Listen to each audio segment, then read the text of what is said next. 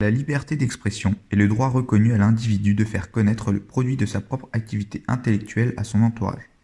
C'est depuis 1789, dans la Déclaration des droits de l'homme et du citoyen, que la liberté d'expression est une partie intégrante de la France. En effet, nous pouvons y lire dans l'article numéro 11 que la libre communication des pensées et des opinions est un des droits les plus précieux de l'homme. Tout citoyen peut donc parler, écrire, imprimer librement, sauf à répondre de l'abus de cette liberté dans les cas déterminés par la loi. Cet article nous permet donc de nous exprimer librement. En revanche, comme le dit un proverbe français, la liberté des uns s'arrête là où commence celle des autres. Cela signifie donc qu'être libre de s'exprimer ne veut pas dire avoir le droit de dire tout et n'importe quoi. En effet, il faut tout de même garder en considération que ce droit ne nous permet pas de porter atteinte à autrui. Malheureusement, cette liberté a causé de nombreux incidents ces dernières années, par exemple lors des attentats de Charlie Hebdo.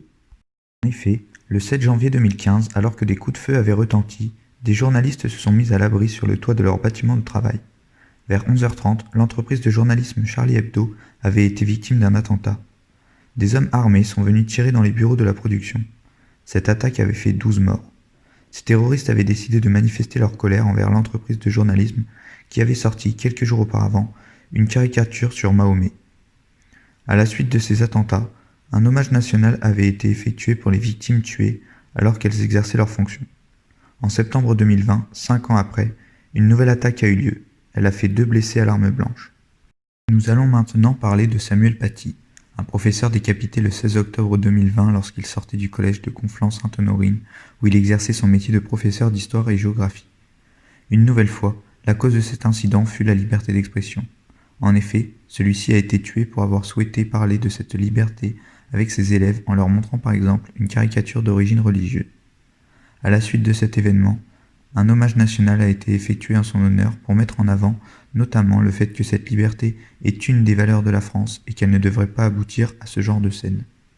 Pour cela, je souhaiterais réaliser une structure en forme de bouche ouverte où l'on discernerait le mot « liberté » écrit à l'intérieur. Celle-ci serait un hommage à toutes ces victimes, mais permettrait également aux gens qui passent devant de réfléchir à la chance que nous avons de pouvoir nous exprimer librement et les pousser à le faire. Cette œuvre s'intitulerait « Gardez la bouche ouverte ». Je souhaiterais qu'elle soit mise en place devant les écoles, collèges et lycées, car à cet âge-là, il est important de prendre conscience de cette chance. De plus, cette structure pourrait être réalisée de la main des élèves directement, ce qui apporterait un plus à ce projet.